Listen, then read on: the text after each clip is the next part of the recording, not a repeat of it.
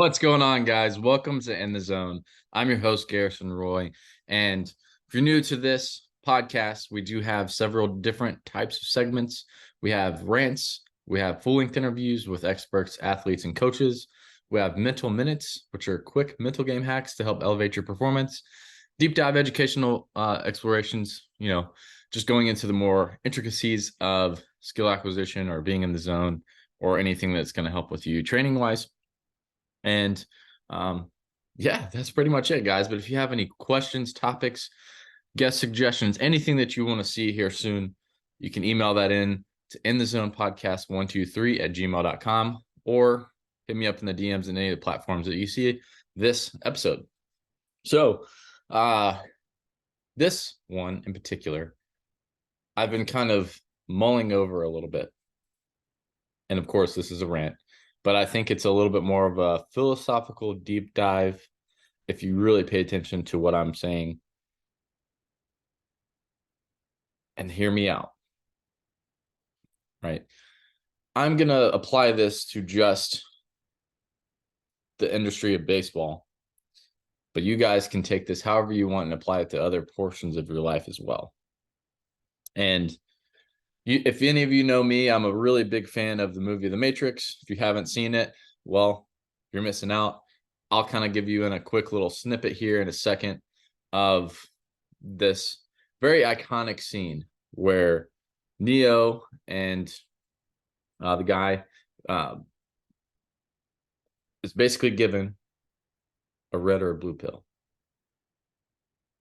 right? And I'll just kind of leave it there at that. I'm going to go ahead and share this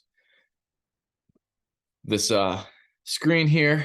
For those of you watching on YouTube, feel free to watch it, or if you're listening, hopefully you can hear this audio. Do you want to know what it is? The Matrix is everywhere. It is all around us. Even now, in this very room, you can see it when you look out your window or when you turn on your television. You can feel it when you go to work, when you go to church, when you pay your taxes. It is the world that has been pulled over your eyes to blind you from the truth. The truth. That you are a slave, Neo.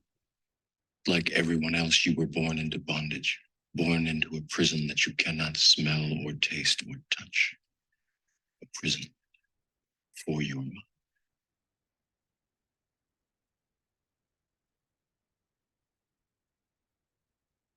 Unfortunately, no one can be told what the Matrix is. You have to see it for yourself.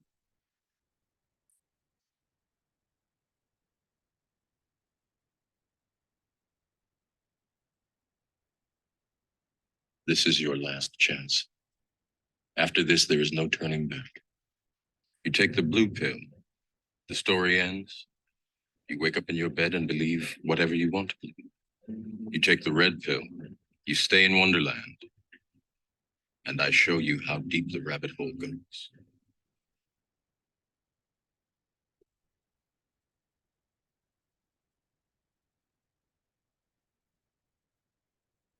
Remember, all I'm offering is the truth, nothing.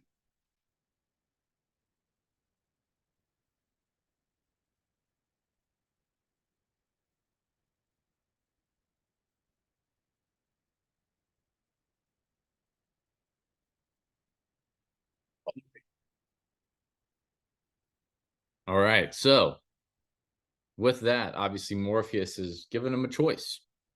And I think everyone in the game of baseball is given a choice, but sometimes they don't really recognize what that is. Right. And Morpheus, again, talks about, okay, hey, there's this facade that's basically been put over your eyes of what you're actually seeing or what you think is truth, or that if you are actually a slave. Are you a slave to the game? Are you a slave to a particular thought process or ideology? I'll just use this as an example. And again, take this however you want, guys, but this is just kind of where I'm coming from. If you've always been having the thought process of weighted balls being bad or good, and just throwing this out there again as the example, whatever you decided to believe or whatever school of thought that you decided to subscribe to, that puts you in a box, thinking that this is the only way, right? Or having that one magic bullet where this is the thing that's going to give you the next edge or the next velo boost, or as a coach, maybe the next big thing to help you become relevant in the game of baseball. When in reality, guys, neither one of those will be that. Neither one of those choices. And like I said, what if he told you that the truth is really the gray area of what you're going to be wondering, how you're going to be kind of just more exploring through this game, through how this works through different people. It's never going to be fully black and white. And that's what people in society, I guess you could say, when they subscribe to the blue pill, they want the quick fixes. They want everything where it's, super streamlined. It's going through a conveyor belt, very similar to the industrial age. Everybody does the same thing.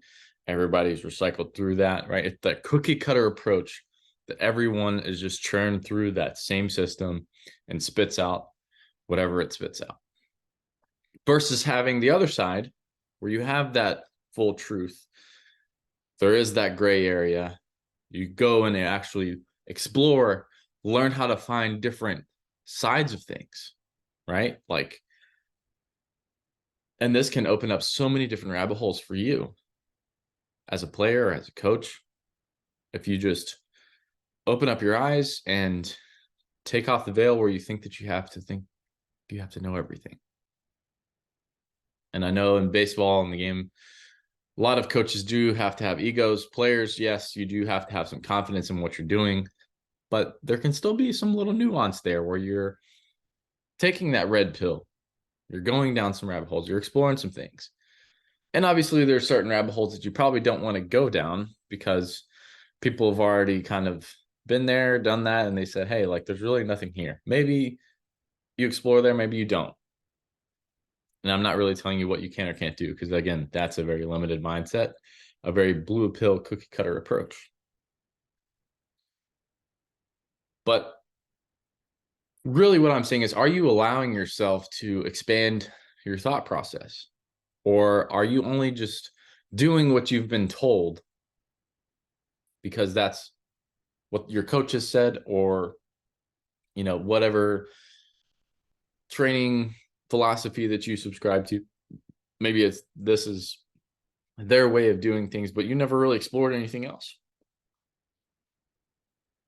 And I've come to tell you that when you come to the realization that no one is an expert, no one has it all figured out, no one has that full truth. We all have pieces of the puzzle, but no one has the entire puzzle put together. Then, and only then, will you realize that you don't understand as much as you think. That there's so much more to life in general, but obviously through the game of baseball, you can always learn and grow and expand your thought process of things. A great one, if you guys haven't listened to it yet, was the podcast previously with Yuji, where we were talking about rehab, right? And how everyone has to have a very regimented recovery or rehab process, but they're not allowing time for them to explore and actually have a relationship with what they're feeling, and maybe even some pain or lack of pain that they would be feeling as they progress, pushing those limits, right? And maybe this is where that little small section of why armed injuries are happening while they're happening is because we're treating everyone the same, right? You can go down that whole other rabbit hole of, hey, yeah, well, there's the same throwing program for everyone. Yeah, well, if you're giving the same throwing program to everyone, you're no different. And I'm just speaking truth here. If you're giving everyone the same throwing program without them being on TJ, but you're complaining about having individuality within a rehab process, you're kind of being hypocritical. So with that, if you're going to have that argument, you better make sure that you got other really just actions to back it up. But again, there's a lot of other nuance here that we could go down. Maybe it's, some things that you were talking about through a swing path with someone. There's never just one way to do things. And if you think that you have all the answers or you know the correct way to do it, sorry to say, but you're wrong. And I know there's a lot of coaches out there, they probably know a less efficient ways are probably not the routes to go, but there's going to be a more efficient way that's more individualized to each person. You're never going to have that fully idealistic, comp model or whatever it is that you're trying to put together. A great example would be like, hey, is this a good swing or not? I don't know. But if a guy's lunging out on his front side and he has a really good connection on it and the ball goes out of the park, well, the performance says it's a home run on that scorecard. Was it the best swing of, perfectly executed, having everything rotated through and you're on your back leg and transitioning your weight onto your front leg correctly versus lunging forward? No, but guess what? You got a homer and your guys are going to the championship game. Or maybe they're living to fight another day in the World Series, right? You never know how it's going to pan out. All this kind of all encompassing to say, I hope you guys learn to take the red pill, to think for yourselves, to not be a clone, and not just be told what to do just because this book said so or this said so, right? You could even go down this rabbit hole with, just strength training and everything in general. If the book says this, or if this is only the only way that you go about doing things because that's what's been proven through science, then you're kidding yourself. You're not letting yourself fully experience real science. And in my opinion of the game or in training in general is being able to ask questions and explore and being like, okay, hey, what if this, what if that, if this, then maybe multiple things. It's not just going to be a strictly linear progression, as we know that through different training methodologies as well. You can't have linear progressions all the time or linear periodization through all of your training methods. There's got to be undulating and it's got to be adaptable based on whatever your athletes need. So hopefully this sparks something in you guys that helps you understand to think for yourself. And that's really all I mean whenever I say red pill versus blue pill. Stop subscribing to other people's thought processes that they came up with and you're thinking of it as gospel. Come up with your own and stay in the zone.